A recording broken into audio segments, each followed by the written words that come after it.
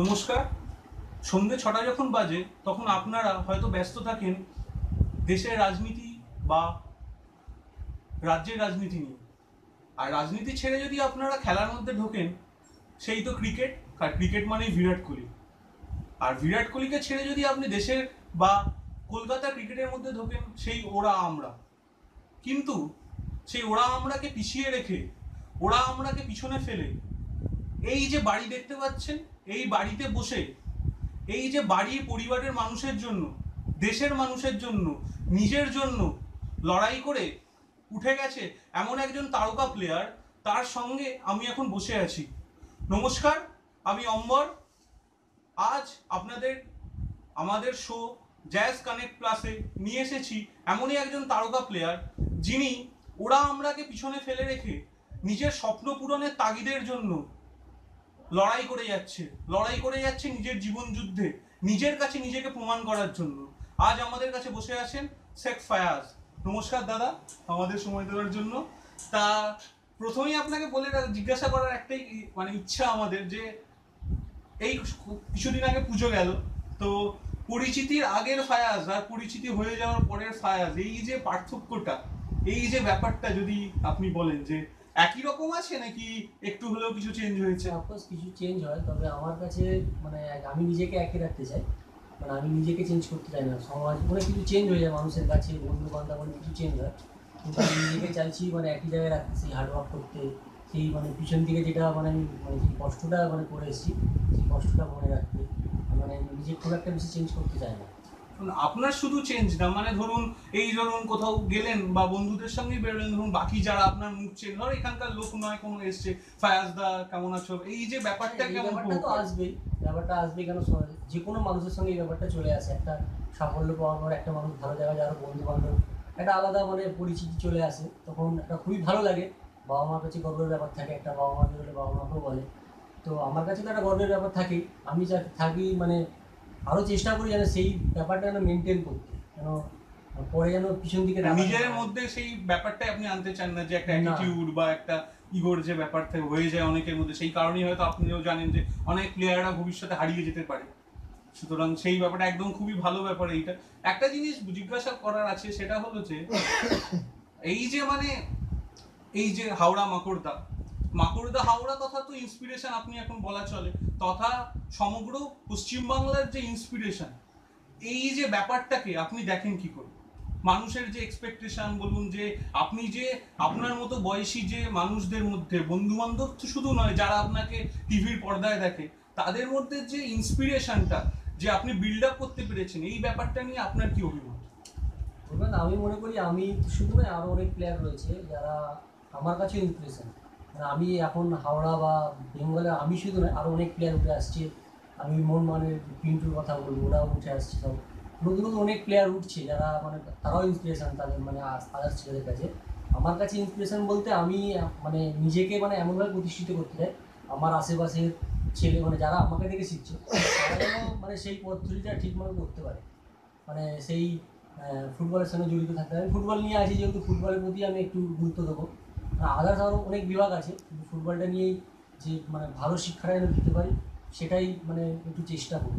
এখন আমাকে অনেক কিছু শিখতে হবে, কারণ যেটুকু পারি চেষ্টা করি। আপনি যে এই হাওড়ার এই বাড়ি থেকে যে আপনার উত্থান, সেই লড়াইয়ের কথা যদি আপনি একটু কিছু বলেন, যে সেই লড়াইয়ের কথা শুনে হয়তো যারা দেখবে তারা হয়তো আরো বেশি ইন্সপায়ার্ড হবেন, যে যে লড়াইটা আপনি করে গেছেন এই দীর্ঘ বছর ধরে। আমার মনে হয় প্রত্যেকটা মানে প্রফেশনে, প্রত্যেকজনই লড়াই করে একটা জায়গায় আসে। এই আপনি বিরাট কোহলির কথা বললেন, বিরাট কোহলিও একটা জায়গায় মানে লড়াই করে তার ওই জায়গায় এসছে।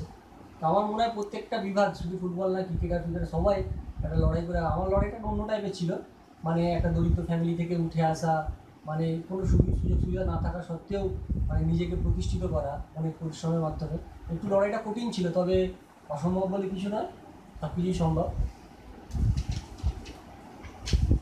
আপনি যে এই উত্থানের পর এই যে ধাপে ধাপে সিঁড়ি দিয়ে উঠে যাও গিয়ে এটিকে আপনার খেলা, এই যে ব্যাপারটা, এই ব্যাপারটা আপনার কাছে কিরকম স্বপ্ন বলে মনে হয়, নাকি মনে হয় যে না আপনার নিজের যে ইচ্ছা শক্তি, এই কঠিনতাটাকে অতিক্রম করে আপনি এককালে জয়ী, এই সময় জয়ী হয়েছেন? প্রত্যেকটা প্লেয়ার, শুধু মানে বেঙ্গল না, ভারতীয় ফুটবলের মানে সমস্ত প্লেয়াররাই একটা মানে আশা করেন মানে ভারতীয় ফুটবলের মানে শেষ লেভেলটা, সেই লেভেলটা ছুটি মানে সেই লেভেলে গিয়ে খেলতে আমার একটা আশা ছিল যে আইএসএলে গিয়ে খেলবো। হ্যাঁ, এটা মানে শেষ লেভেল যাকে বলা হয় ভারতীয় ফুটবলে। প্রথমে তো আই লিগ ছিল, এখন আইএসএল হয়েছে। তো আই লিগে আমি খেলেছি মোহনবাগানে, তো আমার ইচ্ছা ছিল যে আইএসএলের হয়ে আমি খেলবো। এখন আমি ডেবিউ করতে পারিনি, সেটা একটা দুর্ভাগ্যজনক ব্যাপার, কিন্তু আমি চেষ্টা করছি। সেরকম খুবই ভালো লাগছে যে একটা আইএসএলের মতো জায়গায় মানে সুযোগ পেয়েছি। জীবনে চলার পথে অনেক মানুষ ইন্সপায়ার করে, সেরকম ইন্সপিরেশন দেওয়ার মতো কেউ আছে? হ্যাঁ, আপনি হয়তো বলবেন বাবা মা, অবশ্যই, বাট বাবা মাকে ছেড়ে ধরুন কাউকে আপনি ইন্সপিরেশন দেওয়ার জন্য আপনি তাকে হয়তো নামটা উচ্চারণ করতে চান যে অফকোর্স বাবা মা তো আছেই, বাবা মা তো প্রত্যেকটা ব্যাপারেই মানে সাথে ছিল, ছোটোবেলা থেকে সমস্ত ব্যাপারে সাহায্য করেছে। তো একই কথা বলবো, আমি মানে আমার মানে পার্সোনাল কোচ যে ছিলেন, মানে ছোটোবেলা থেকে আমাদের মানুষ করেছে, মানে সমস্ত শিক্ষা দিয়েছে ফুটবলের সমস্ত কিছু, আমার রুচিমানি, যার কাছে আমি ফুটবলটা শিখেছি। তো সমস্ত ব্যাপারে, শুধু ফুটবল নয়, আমার লাইফস্টাইল কীভাবে হওয়া উচিত, মানে একজন মেন্টর যেভাবে কাজ করে সেইভাবেই কাজ করেছেন। তো শুনে ভালো লাগলো যে হ্যাঁ, অনেকে হয়তো একটা জায়গায় যাওয়ার পর তার বলে না রুটকে কখনো ভুলতে নেই, যেখান থেকে জীবনের শিকড় শুরু হয় সেটাকে, যে এটা শুনে সত্যি ভালো লাগলো যে এত বড় জায়গায় যাওয়ার পরও আপনি আপনার যে শিকড়টাকে সেটা এখনো ভুলেননি। সত্যি এটা অনেকের কাছে শেখার ব্যাপার আছে। এবার আসি এটিকে নিয়ে। এটিকের এই বছরের পারফরমেন্স ঠিক যাচ্ছে না।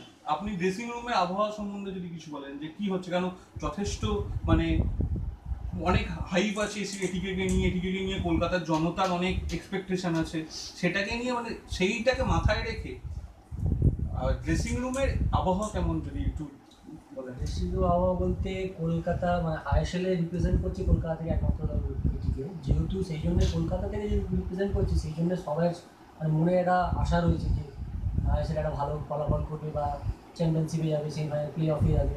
সবাই একটা, যেহেতু বাঙালি ফুটবলের একটা মানে গৌরব বলতে গেলে, আইএসএল একটাই দল খেলছে। তো ড্রেসিং রুম বলতে গেলে খুব একটা খারাপ নয়, এখন পয়েন্ট টেবিলে মানে আমাদের 10 পয়েন্ট হয়েছে, 6 কি 7-এ আছি আমরা এখন। তো প্রথম দুটো দিকে ম্যাচ খারাপ হয়েছে, দুটো ম্যাচ আমরা লস করেছি। তো আমার মনে হয় না খুব একটা খারাপ জায়গায় আছি। তো না, সেটা ম্যাচ বলছে মানে আপনার আবহাওয়াটা কি, কেন আমরা সবাই জানি যে মানে কোনো খেলাতে যখন মানে সে ক্রিকেট বলুন বা ফুটবল বলুন, যখন একটা টিম কনভিনসিংলি জিতে যায় তখন একরকম আবহাওয়া থাকে, আর যখন কোনো কারণে টিমের কারোর পারফরমেন্সের জন্য বা কিছুর জন্য সেই পারফরমেন্সটা তুলে ধরতে পারে না, এক্সপেকটেশন লেভেলটা ম্যাচ করতে পারে না, তখন একটা টিমের আবহাওয়া চেঞ্জ হয়ে যায়। মানে এখন মানে আপনার সেই আবহাওয়ার কথাটা মানে ধরুন যে মানে কোচ বা আপনাদের যে মেন্টরসরা আছেন তারা আপনাদের কিরকম ভাবে মোটিভেট করার চেষ্টা করেন, বা পরেরটা হবে, পরেরটা করতে হবে, এই যে মানসিকতার যে পরিবর্তনটা আনতে হয়, যে জেতার মানসিকতা, ভালো খেলার মানসিকতা, এই ব্যাপারে যদি কিছু। লাস্ট ম্যাচের আগে পর্যন্ত একটু ড্রেসিং রুমের প্রবলেম ছিল, যেহেতু আমরা ড্র করছিলাম বা লুজ করছিলাম, মানে আমরা বেঙ্গলকে যে লুজ করার পর তো একটু মানে সবাই একটু মনোবল ভেঙে পড়েছিল, কিন্তু কোচ থেকে শুরু করে সঞ্জয়দা রয়েছে, উনি সবাই মানে কোচের সঙ্গে মানে প্লেয়ারদের সঙ্গে আলাদাভাবে কথা বলেছি। কথা বলার পর বললো তোমরা আর একটু ফোকাস করো, কনসেন্ট্রেট করো, যেটা প্রবলেম হচ্ছে আমাদের প্লেয়াররা পজিটিভ করে, আমরা প্লেয়াররা মানে একটা মিটিং করি, হ্যাঁ, খেলার আগের দিন করে সেই মিটিংটা করা হয়, যার যার মানে ভিউ থাকে সেটা বলা, কার কী প্রবলেম হচ্ছে না হচ্ছে সেইটা কথা বলা। লাস্ট ম্যাচ জেতার পর এখন বেশি টিমটা অনেকটা ভালো, কারণ একটু চেঞ্জ হয়েছে। মানে একটা ম্যাচ জিতলেই মানে সমস্ত যে কোনো বিভাগে, ফুটবলের যে কোনো ক্লাবে একটা ম্যাচ জেতার পর একটা টিমের মানসিক দিকটা একটু ফ্রি হয়, এবার পরের ম্যাচটা ফ্রি আরও খেলতে পারে। এই যে আপনি কিছুক্ষণ আগে বললেন যে মানে ক্লাব লেভেলের মানে যে সবচেয়ে বড় লিগ আইএসএল এর কথা বললেন, একটা মনতে জানতে ইচ্ছা করছে যে মানে মোহনবাগানে তো আপনি খুব ভালো খেলেছিলেন, খেলার পর সেই যে আপনার কাছে যে আইএসএল এর যে যে কলটা এসেছিল, যে হ্যাঁ আপনার কাছে সে কল হোক বা বাই মেল হোক, আপনার কাছে যেভাবে আপনার ইনফরমেশন মানে আপনাকে বলা গেছিল যে ইউ আর সিলেক্টেড বা এই ব্যাপারটা, সেই মুহূর্তটা আপনার কাছে কিরকম ছিল?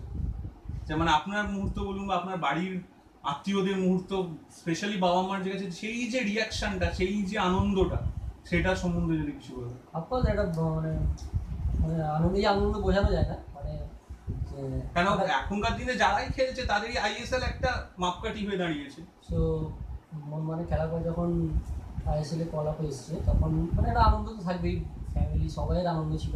আমার মনে হয় তার থেকে বেশি আনন্দ যখন আমি মোহামেডানে ছিলাম, মোহনবাগানে কল পেয়েছি, তখন বেশি আনন্দ হয়েছিল আমার। আচ্ছা এটা সত্যিকারের মনের কথা। তো কেন জানি না, তখন আমার অনেকটা বেশি আনন্দ হয়েছিল।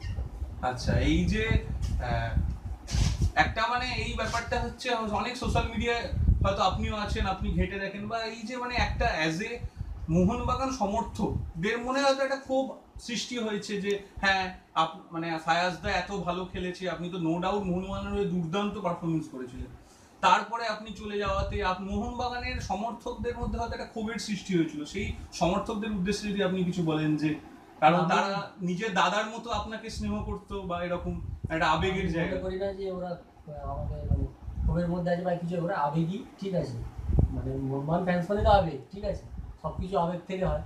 তো ওরা মানে রেগে আছে বা এরকম কিছু ব্যাপার নেই। তো আমার নিজস্ব একটু খারাপ লাগে যে একটা ক্লাব, মানে ক্লাবে এত ভালোবাসা পেয়েছি, ছেড়ে গেছি। তো কিন্তু প্রফেশনাল ফুটবলে অনেক কিছু ঘটে থাকে অনেক সময়। তো এটা এমন কিছু ব্যাপার না, আবার যদি হ্যাঁ অবশ্যই প্রফেশনাল ফুটবলে আবার ফিরে আসতে পারি, এটা একটা ব্যাপার থাকে, যাওয়া যাওয়া আসা তো চলতেই থাকে। তো আপনার কাছে আবেগটাকে ঊর্ধ্বে করে আপনি বলেন যে আমাদের আপনার লাইফে প্রফেশনালিজমটাই হচ্ছে রাখা উচিত, শুধু আপনার লাইফে না সবার লাইফে একটা প্রফেশনাল মাপকাঠিকে রাখা উচিত। অফকোর্স মানে ফুটবল প্লেয়ারদের তো সংক্ষিপ্ত একটা সময় থাকে না, এই সময়ের মধ্যে তোমাকে ফুটবল খেলে বেরিয়ে আসতে হবে, একটা মানে বয়স থাকে। তো সেই বয়সটাকেও কাজে লাগাতে হবে। এবার আমি যদি, আমি ছোট করছি না কাউকে, যে কেউ কোনো ছোটো মানে কোনো মানে সাপোর্টারকে ছোটো করছি না। না, আমার নিজস্ব খারাপ লাগে যেমন এত ভালোবাসা পেয়েও আমি চলে এসেছি, আমার এখন একটু মনে পড়ে কি ব্যাপার। হ্যাঁ অবশ্য মোহনবাগান সাপোর্টারদের বা মোহনবাগান কোন ইস্ট বেঙ্গল সাপোর্টাররা কখনোই এটা বিশ্বাস করে যে কোনো কোনো প্লেয়ারকে কখনো দূরে ঠেলে দেয় না, কারণ সেই ব্যাপারটা মানে আবেগটা এখনো মানে এরকম জায়গাটা পরিণত হয়নি যে একটা প্লেয়ার চলে গেল মানে তাকে দূরে ঠেলে দেবো, ভালোবাসা তো এখনো পাচ্ছ। ফুটবলে যে কোনো ক্লাবে যাও সেই আবেগটা কোনোদিন কোথাও পাওয়া যাবে না, যেটা মোহনবাগান পাওয়া যাবে সেটা কোথাও পাওয়া যাবে। ওই ওই ওই আবেগের নিরিখেই মানে হয়তো মানে কোনো অভিমান হয়েছিল আপনাদের নিয়ে, আপনাকে নিয়ে, যে সামান্য থাকতেই পারে। সেই হলো ব্যাপার। তা এক আপনি যে মানে সেই 67 মিনিটের সাবিন হয়ে ইনজুরি টাইমে গোল, বা মোহনবাগানের কনস্ট্যান্টলি ভালো খেলে যাওয়া, এই দুটো পরিস্থিতি কোনটা আপনার কাছে বেশি ভালো লাগার ব্যাপার, যে মানে ভালো লাগার যেটা আপনার কাছে বেশি স্যাটিসফ্যাকশন দিয়েছে, যে মোহনবাগানে কনস্ট্যান্টলি ভালো খেলে যাওয়া, না প্রথমেই 67 মিনিটে সাবিন কোচ একটা দায়িত্ব দিয়ে সাবিন করে সেখান থেকে ইনজুরি টাইমে গোল করে এই যে এত বড় একটা সাফল্য, সেই কোনটাকে? অফকোর্স ওটা একটা তো মানে সময় ছিল, মানে ভালো লেগেছিল সেই সময়, যখন মন মানে কনস্ট্যান্টলি খেলতে লাগলাম, রেগুলার খেলতে লাগলাম, সেই অনুভূতিটা আলাদা। লাইফে সেরকম অনুভূতি বলতে পারো, মানে কন্টিনিউ মানে একভাবে ম্যাচ খেলা মোহনবাগানের হয়ে, মোহনবাগানের জার্সি করে, আলাদা অনুভূতি থাকে ওই ব্যাপারটা নিয়ে। মানে মোহনবাগানে কনস্ট্যান্টলি খেলাটাই আপনার কাছে? অফকোর্স রেগুলার ম্যাচ খেলা মোহনবাগানের হয়ে, এটাই আমার কাছে শুধু রেগুলার ম্যাচ খেলা, রেগুলার ভালোভাবে এক্সপেকটেশনকে রিচ করে বিয়ন্ড এক্সপেকটেশন লেভেলে চেষ্টা করেছি, এবার কতটা জানি না কতটা ঠিক হয়েছে, আমি চেষ্টা করে হ্যাঁ যে কোনো প্লেয়ারেরই প্লেয়ারের কাজ ভালো খেলা, টিমের হয়ে ভালো 100% দেওয়া, আমি চেষ্টা করি 100% দেওয়ার, যে কোনো ক্লাবের হয়ে খেলি, মোহনবাগানের হয়ে যেটুকু করতে পারি সেটাই আমার কাছে অনেক বড় ব্যাপার একটা। আপনি একটা বড় ক্লাব মোহনবাগানে আই লিগ খেলেছেন, এখন আইটিকের সঙ্গে যুক্ত অন্যতম বড় টিম আইএসএল। আই লিগ আর আইএসএল এর আমি পার্থক্যর কথা বা তুলনা করার কথা আনছি না, কারণ এই কোশ্চেনটাই মানে ভুল হবে, বাট আই লিগের তাৎপর্য ভারতীয় ফুটবলের সাথে আইএসএল এর তাৎপর্য ভারতীয় ফুটবল, দুটোর তো আলাদা একটা মেরুদণ্ড আছে, দুটো আলাদা একটা মাপকাঠি আছে, সেইটা নিয়ে দুটোর সম্বন্ধে যদি কিছু বলেন যে হ্যাঁ আই লিগের জন্য এই কারো জিনিসটা হচ্ছে বা এই ডেভেলপমেন্টটা ভালো হচ্ছে বা আইএসএল এই জিনিসটা করছে, মানে কোনো তুলনা নয় কিন্তু একটা অ্যাকচুয়ালি আই লিগ আইএসএল এর মধ্যে আগে তো একটাই লিগ ছিল আই লিগ, আইএসএল হওয়ার পর থেকে এখন যেটা শুনছি আইএসএলটা মানে মোহনবাগান দলে চলে আসবে পরের বছর থেকে। তো আই লিগের প্রবলেমটা হয়ে গেছে যে মানে সেভাবে প্রচার হয় না, ঠিক আছে, মানে লাইভ টেলিকাস্ট হচ্ছে কিন্তু সেভাবে প্রচার হচ্ছে না, মোহনবাগান ছাড়া তো কোনো আই লিগে কেউ খেলাই দেখে না, ঠিক আছে। আইএসএলটা অনেক বেশি প্রচার হচ্ছে, আর সবচেয়ে বড় কথা হচ্ছে ওখান থেকে সবচেয়ে বেশি ইন্ডিয়া টিমের সুযোগ পাচ্ছে। ইন্ডিয়া এখন ভারতীয় দলে জর্ডানের সঙ্গে ম্যাচ খেলবে, ফ্রেন্ডলি আছে, তো ওখানে সবচেয়ে বেশি আইএসএল থেকে প্লেয়ার আছে, আইএসএল থেকে হয়তো একটা দুটো মানে আই লিগ থেকে একটা দুটো হয়তো প্লেয়ার আছে জানি না, তো সবচেয়ে বেশি ওখান থেকে প্লেয়ার নিচ্ছে, সব প্লেয়াররাই চাইছে যে ওখানে যেহেতু একটা মানে আমি ইন্ডিয়া টিমের সুযোগ পাচ্ছি, তো আমি আইএসএল থেকেই পাবো, তো ওখানে সবাই চেষ্টা করছে খেলার, এই একটা দিক রয়েছে।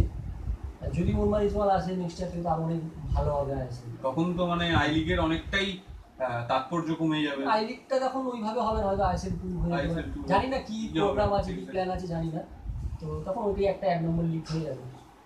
আপনাকে একটা শেষ কোয়েশ্চেন, যে শেষ কোয়েশ্চেনটা অনেক পোল ক্রিয়েট করে বা আমাদের যে ফোরামে অনেক লোকের কোয়েশ্চেন, এটা শুধু আমার বা আমাদের অ্যাডমিনিস্ট্রেটিভ গ্রুপের কোয়েশ্চেন, এটা অনেক মেম্বারদেরও কোয়েশ্চেন। আপনি এত ভালো পারফরমেন্স করার পরে এটিকে সুযোগ পাচ্ছেন না, কি টিম ম্যানেজমেন্ট কি বলছে আপনাকে কি পরিবর্তন করতে বলা হচ্ছে, বা আপনার কি কখন আপনার জয়েনিং হবে? কেন সমগ্র মোহনবাগান জনতা হয়তো ওয়েট করে আছে আপনাকে আবার খেলতে দেখার জন্য, বা এটিকের অনেক মানুষই মানে অনেক অ্যাডমিনিস্ট্রেটিভ ক্রিউ বা অনেক ফ্যান ক্লাব এটিকে এফএফ এর কথা জানবেন, তাদেরও হয়তো এটিকে সাপোর্টাররাও মানে মনে করে আছেন যে কখন আপনাকে খেলতে দেখা যাবে। কেন আপনি তো নো ডাউট একটা খুবই ভালো প্লেয়ার, সেই কারণে সেই ব্যাপারটা কি বলছেন, মানে ড্রেসিং রুমে বা কোচ ম্যানেজমেন্টে কি বলা হচ্ছে? পুরোপুরি খেলাটা কোচের উপর নির্ভর করে, কোচ যদি মনে করে যে টিমে প্রয়োজন আছে তখনই খেলাবে। আমি আমার কিন্তু চেষ্টা করছি, হার্ডওয়ার্ক করছি যত তাড়াতাড়ি টিমে ফেরা যায়। তো কোচ যদি মনে করে, অ্যাকচুয়ালি আমি প্রথম 2-3টে ম্যাচ ইনজুরি হয়ে যাওয়ার পর মানে টিমে ঢোকার, একটা টিম সেট হয়ে যাওয়ার পর টিমে ঢোকা একটা খুব একটা মানে ডিফিকাল্ট ব্যাপার না। কোচও, আমি কোচ থাকলে আমি নিজেও ভাবতাম যে আমি ভাঙবো না, সেই একটা ব্যাপার চলে এসছে। দেখা যাক ধীরে ধীরে, আরো অনেক ম্যাচ আছে, সুযোগ পাবো, চেষ্টা করবো মানে অবশ্যই। ধন্যবাদ দাদা আমাদের সময় দেওয়ার জন্য। এখন আমাদের সাথে ছিলেন শেখ ফায়াজ। এরকমই আরো বিভিন্ন তারকা ফুটবলার, শুধু নয় তারকা ক্রিকেট প্লেয়ার, যে কোনো তারকা প্লেয়ার যারা ভারতীয় খেলার জগতে বা বেঙ্গলের খেলার জগতে অনেক কিছু দিয়েছেন, মানুষদের অনেক আনন্দ উপভোগ করার সুযোগ দিয়েছেন, সেই সমস্ত মানুষদের সাথে নিয়েই আমাদের এই প্রোগ্রামটি চলতে থাকবে। আমাদের এই শো ভালো লাগলে অবশ্যই লাইক করবেন, কমেন্ট করে জানাবেন, আর চ্যানেলটাকে সাবস্ক্রাইব করতে ভুলবেন না। ধন্যবাদ।